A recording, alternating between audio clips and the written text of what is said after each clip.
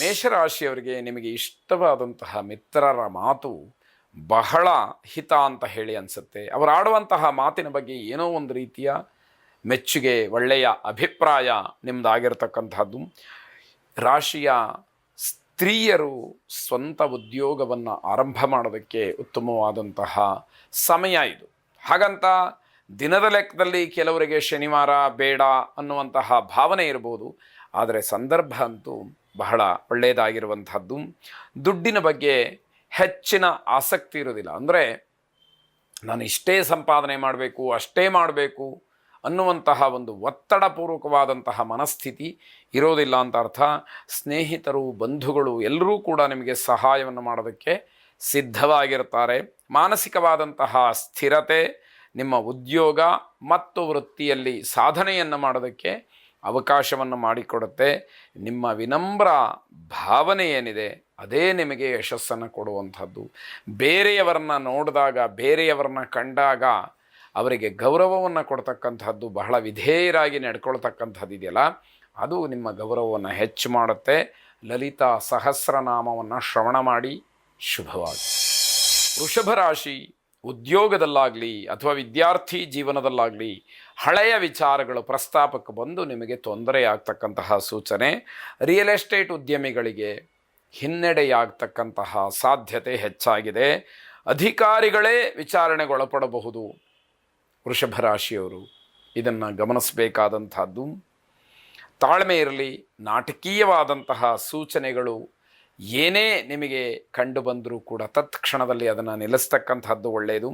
ಹಾಗಂತ ನಾಟಕೀಯವಾದಂತಹ ಜೀವನ ಬೇಡ ಅನ್ನುವಂತಹ ಅರ್ಥ. ಅಪರಾಧ ಭಾವ ನಿಮ್ಮನ್ನು ಕಾಡುವಂಥದ್ದಾಗತ್ತೆ. ಅಪಘಾತ ಆಗುವಂತಹ ಸೂಚನೆಗಳಿದೆ. ಧನಬಲ ನಿಮಗೆ ಇದೆ ಅನ್ನುವಂತಹ ಹೇಳಿ ಆಲೋಚನೆಯನ್ನು ಮಾಡೋ ಹಾಗಿಲ್ಲ. ಯಾಕೆ ಅಂತಂದರೆ ಹಣ ಯಾವಾಗ ಬೇಕಾದರೂ ಹೋಗ್ಬೋದು.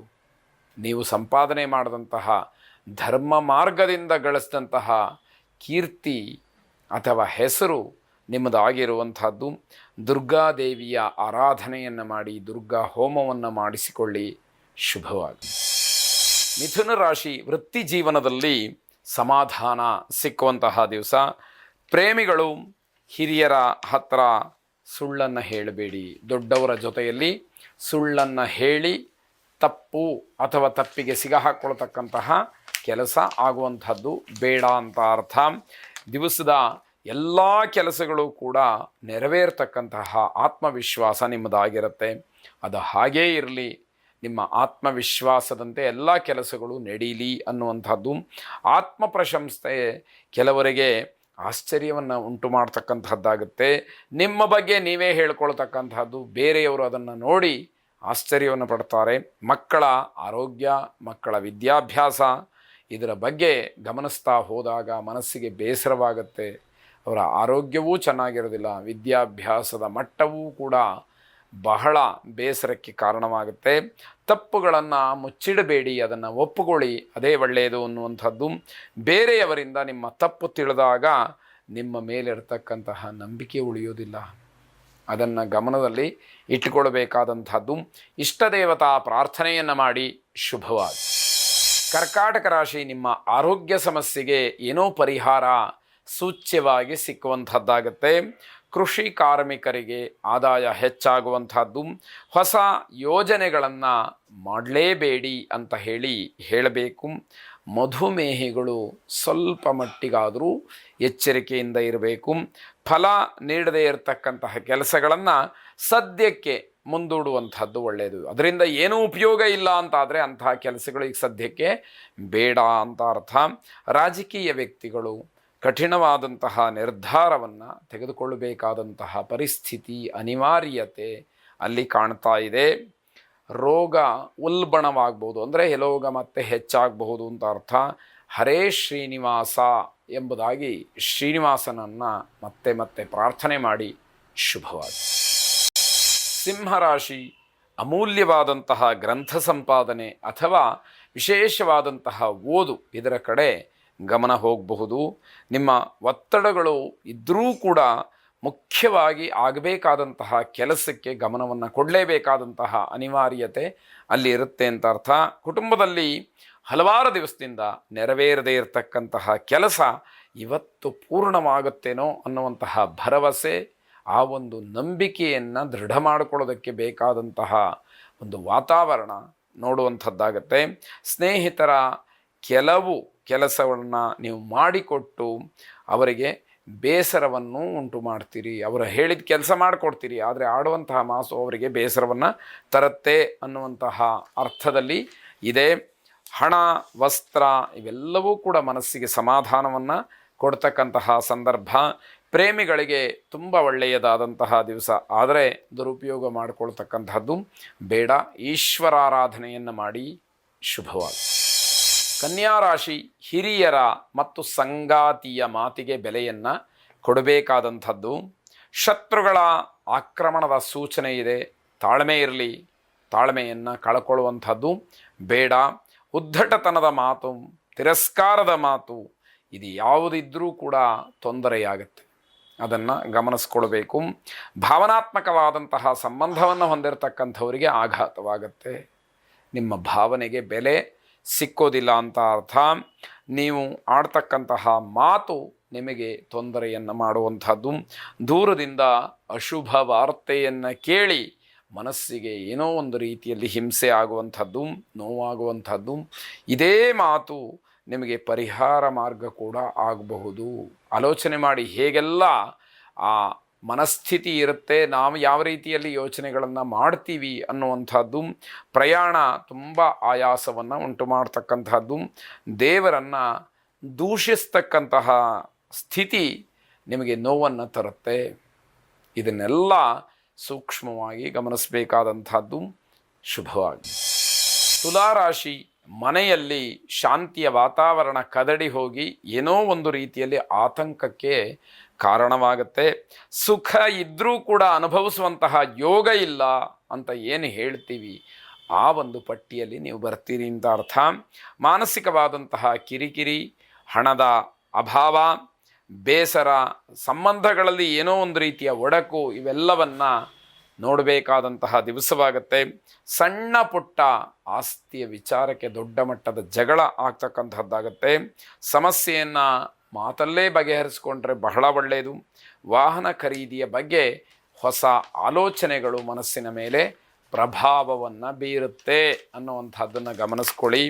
ಜೊತೆಗೆ ಕಲಾಕ್ಷೇತ್ರಕ್ಕೆ ಸಂಬಂಧಪಟ್ಟಂತಹ ವ್ಯಕ್ತಿಗಳಿಗೆ ಶುಭವಾದಂತಹ ಸ್ಥಾನ, ಮಾನ, ಲಾಭ ಎಲ್ಲವೂ ಕೂಡ ಸಿಕ್ಕುವ ಸಾಧ್ಯತೆ. ವಾಹನಗಳನ್ನು ಖರೀದಿ ಮಾಡಬಹುದು. ಹಿಂದೆ ಮಾಡಿಟ್ಟಿದ್ದಂತಹ ಹೂಡಿಕೆಯ ಹಣ ಈ ದಿವಸ ಲಾಭಕ್ಕೆ ಕಾರಣವಾಗುತ್ತೆ ಅಂತ ಅರ್ಥ. ಅಶಕ್ತ ರೋಗಿಗಳಿಗೆ ಒಂದಷ್ಟು ಹಣ್ಣುಗಳನ್ನು ಕೊಡಿ, ಧನ ಸಹಾಯವನ್ನು ಮಾಡಿ ಶುಭವಾಗಿ. ವೃಶ್ಚಿಕ ರಾಶಿ, ಕಮಿಷನ್ ಏಜೆಂಟ್ಸ್ಗಳಿಗೆ ಲಾಭದಾಯಕವಾದಂತಹ ದಿವಸ. ಬೆನ್ನು ನೋವಿನ ಸಮಸ್ಯೆ ನಿಮಗೆ ಹೆಚ್ಚಾಗಿ ಕಾಡಬಹುದು. ನಿವೃತ್ತ ಸ್ಥಾನದಲ್ಲಿರತಕ್ಕಂತಹ ನೌಕರಿ ಅಥವಾ ನೌಕರರಿಗೆ ಸ್ವಲ್ಪ ಮಟ್ಟಿನ ಕಿರಿಕಿರಿಯಾಗುತ್ತೆ. ಕುಟುಂಬ ಮತ್ತು ವ್ಯವಹಾರ ಈ ಎರಡನ್ನೂ ಕೂಡ ಸಮತೋಲನದಲ್ಲಿ ನಡೆಸಿಕೊಂಡು ಹೋಗಬೇಕಾದಂಥದ್ದು ಅತಿ ಮುಖ್ಯವಾಗುತ್ತೆ. ಮನೆಯಲ್ಲಿ ಏನೋ ಒಂದು ರೀತಿಯ ಸಂತಸದ ವಾತಾವರಣ, ಯಾವುದಾದ್ರೂ ಹಬ್ಬ ಇದೆಯಾ ಅಂತ ಕೇಳಿದರೆ ಖಂಡಿತವಾಗಿ ಏನಿಲ್ಲ, ಆದರೆ ಹಬ್ಬದ ಸಡಗರ ಮನೆಯಲ್ಲಿ ಇದೆ ಅಂತ ಅರ್ಥ. ಉನ್ನತವಾದಂತಹ ವಿದ್ಯಾಭ್ಯಾಸಕ್ಕೆ ನಗರಕ್ಕೆ ಹೋಗಬೇಕು ಅಂತ ಇರತಕ್ಕಂಥವ್ರು ಅಥವಾ ವಿದೇಶಕ್ಕೆ ಹೋಗಬೇಕು ಅಂತ ಹೇಳಿ ಇರುವಂಥವರಿಗೆ ತುಂಬ ಅನುಕೂಲಕರವಾದಂತಹ ದಿವಸ ಇದು. ಮನೆಯಲ್ಲಿ ಎಲ್ಲರೂ ಕೂಡ ಉತ್ಸಾಹ ಭರಿತರಾಗಿರ್ತಾರೆ. ವಿಘ್ನೇಶ್ವರನನ್ನು ಪ್ರಾರ್ಥನೆ ಮಾಡಿ ಶುಭವಾಗಿ. ಧನುರ್ರಾಶಿ, ಹಣ ಹೂಡಿಕೆ ಆಗಬಹುದು ಅಥವಾ ಹೆಚ್ಚು ಹಣವನ್ನು ಹೂಡಿಕೆ ಮಾಡಿ ಕೆಲಸವನ್ನು ಮಾಡಿಸ್ತಕ್ಕಂಥದ್ದಾಗಬಹುದು. ಇದು ಯಾವುದೂ ಕೂಡ ನಿಮಗೆ ಶುಭ ಅಲ್ಲ ಅಂತ ಅರ್ಥ. ವಕೀಲರಿಗೆ ಶುಭವಾದಂತಹ ದಿವಸ. ಏನೋ ಒಂದಷ್ಟು ಲಾಭ ಅಥವಾ ಹಣ ಸಿಕ್ಕುವಂತಹ ದಿವಸ. ಹಿರಿಯರು ಮಾರ್ಗದರ್ಶನವನ್ನು ಮಾಡಿದ ಹಾಗೆ ನೀವು ನಡ್ಕೊಳ್ಳುವಂಥದ್ದು ಬಹಳ ಒಳ್ಳೆಯದಾಗಿರುತ್ತೆ. ವಿದ್ಯಾರ್ಥಿಗಳು ಸ್ಪರ್ಧಾತ್ಮಕವಾದಂತಹ ಜೀವನದಲ್ಲಿ ಪರೀಕ್ಷೆಗಳಲ್ಲಿ ಯಶಸ್ಸನ್ನು ಕಾಣಲಿಕ್ಕೆ ಅವಕಾಶ ಇದೆ. ಕಬ್ಬಿಣ ಮತ್ತು ವಿಶೇಷವಾಗಿ ಆ ಕಬ್ಬಿಣದ ಕೆಲವು ಬಿಡಿ ಭಾಗಗಳನ್ನು ಮಾರಾಟ ಮಾಡ್ತಕ್ಕಂಥವ್ರಿಗೆ ಲಾಭ ಇದ್ದರೂ ಕೂಡ ದಂಡವನ್ನು ಕಟ್ಟಬೇಕಾದಂಥದ್ದಿರುತ್ತೆ. ಕಾನೂನಿನ ವಿದ್ಯಾರ್ಥಿಗಳು ಹಿರಿಯ ವಿದ್ಯಾರ್ಥಿಗಳಿಂದ ಆಗತಕ್ಕಂತಹ ಕೆಲವಾರು ವಿಚಾರಗಳನ್ನು ಚರ್ಚಿಸಿ ವಿಷಯವನ್ನು ಸಂಪಾದಿಸುವುದಕ್ಕೆ ಮುಂದಾಗಬೇಕು ಅನ್ನುವಂಥದ್ದು ಇಲ್ಲಿಯ ಸಲಹೆ. ಶನೈಶ್ಚರನಿಗೆ ವಿಶೇಷವಾದಂತಹ ಪೂಜೆ ಪ್ರಾರ್ಥನೆಯನ್ನು ಸಲ್ಲಿಸಿ ಎಳ್ಳೆಣ್ಣೆಯನ್ನು ದಾನ ಮಾಡಿ ಶುಭವಾಗಿ. ಮಕರ ರಾಶಿ, ಹಳೆಯ ನೆನಪುಗಳು ಮತ್ತೆ ಮತ್ತೆ ನಿಮ್ಮನ್ನು ಕಾಡಬಹುದು ಅಂತ ಅರ್ಥ. ತಾವು ಜೀವನದಲ್ಲಿ ನಡೆದು ಬಂದಂತಹ ಹಾದಿ ನೆನಪಿಗೆ ಬರುತ್ತೆ. ಏನೆಲ್ಲ ನನ್ನ ಜೀವನದಲ್ಲಿ ನಡೀತು ಇಲ್ಲಿವರೆಗೆ ಅನ್ನುವಂತಹ ಅನುಭವದ, ನೋವಿನ, ಸಂತೋಷದ ಎಲ್ಲ ಮಿಶ್ರವಾಗಿರತಕ್ಕಂತಹ ಮಾತು ಮತ್ತೆ ಮತ್ತೆ ಹೊರಬರ್ತಕ್ಕಂತಹದ್ದಾಗುತ್ತೆ. ಹೊಸದಾಗಿ ಯಾವುದೇ ರೀತಿಯ ವ್ಯವಹಾರವನ್ನು ಮಾಡೋದಕ್ಕೆ ಈ ದಿವಸ ಶುಭವಾಗಿಲ್ಲ. ವ್ಯಾಪಾರ ವ್ಯವಹಾರಾದಿಗಳಲ್ಲಿ ಜಾಗ್ರತೆಯಿಂದ ಹಣವನ್ನು ಹೂಡಿಕೆ ಮಾಡಬೇಕು ಅನ್ನುವಂಥದ್ದು. ಎಚ್ಚರ ತಪ್ಪಿದ್ರಿ ನಷ್ಟಕ್ಕೆ ಅದು ದಾರಿಯಾಗತ್ತೆ. ಹಣದ ಚಿಂತೆ ಕಾಡಬಹುದು, ಆದರೆ ಸರಿಯಾದಂತಹ ಸಮಯಕ್ಕೆ ಹಣ ಒದಗುವ ಸಾಧ್ಯತೆಗಳು ಹೆಚ್ಚಾಗಿರುತ್ತೆ. ನಿಮ್ಮ ವ್ಯಾಪಾರ ವ್ಯವಹಾರ ಎಲ್ಲ ವಿಚಾರಗಳಲ್ಲೂ ಕೂಡ ತುಂಬ ಸಭ್ಯರಾಗಿರಬೇಕು. ಅಸಭ್ಯವಾದಂತಹ ವರ್ತನೆ, ಅಸಭ್ಯವಾದಂತಹ ಮಾತು ನಿಮ್ಮ ಏಳಿಗೆಯನ್ನು ಹಾಳು ಮಾಡುತ್ತೆ ಅನ್ನುವಂಥದ್ದು ಗೊತ್ತಿರಲಿ. ಜೊತೆಗೆ ನಿಮ್ಮ ವ್ಯವಹಾರ ವ್ಯಾಪಾರ ಇದೆಲ್ಲದರಲ್ಲೂ ಕೂಡ ಗೌರವ ಹೆಚ್ಚಾಗಬೇಕು ಅನ್ನೋದಾದರೆ ಸಭ್ಯರಾಗಿರಬೇಕು. ಅಸಭ್ಯವಾಗಿ ವರ್ತನೆ ಮಾಡಿದರೆ ಅಪಮಾನವಾಗತ್ತೆ, ಶಿಕ್ಷೆಯೂ ಆಗತ್ತೆ ಅನ್ನುವಂಥದ್ದು. ಇಷ್ಟ ದೇವತಾ ಧ್ಯಾನವನ್ನು ಮಾಡಿ ಶುಭವಾಗಿ. ಕುಂಭರಾಶಿ, ವಿದ್ಯಾರ್ಥಿಗಳು ದುಂದುವೆಚ್ಚ, ಕಾಲಾಹರಣ ಇವೆಲ್ಲವನ್ನು ಮಾಡುವಂಥದ್ದು. ಮನೆಯಲ್ಲಿ ಎಲ್ಲರ ವಿಶ್ವಾಸ, ಪ್ರೀತಿ, ನಂಬಿಕೆಗೆ ನೀವು ಬದ್ಧರಾಗಿರಬೇಕಾದಂಥದ್ದು. ಮನೆಯ ಹೊರಗಡೆ ಹಾಗೂ ನೌಕರಿಯ ಸ್ಥಳದಲ್ಲಿ ಊಹಾಪೋಹಗಳ ಮಾತು ಬರುತ್ತೆ.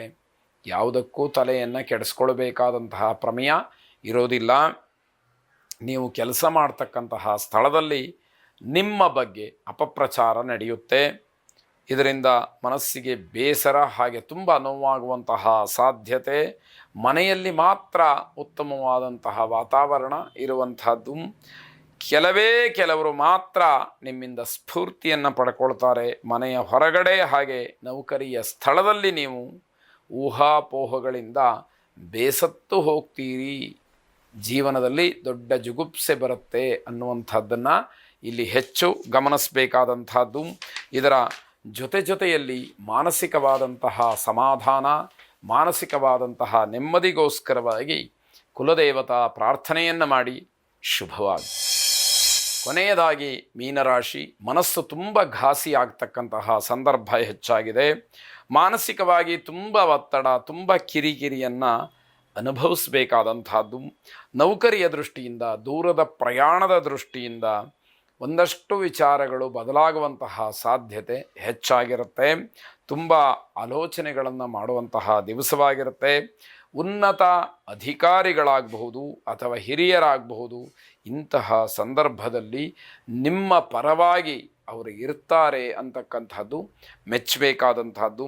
ವ್ಯಾಪಾರ ವ್ಯವಹಾರಾದಿಗಳಲ್ಲಿ ಸಾಲದ ಮರುಪಾವತಿಯನ್ನು ಮಾಡೋದಕ್ಕೆ, ಸಾಲದ ಅವಶ್ಯಕತೆ ಮತ್ತೆ ಮತ್ತೆ ಕಾಡೋದಕ್ಕೆ ಅವಕಾಶವಾಗುತ್ತೆ.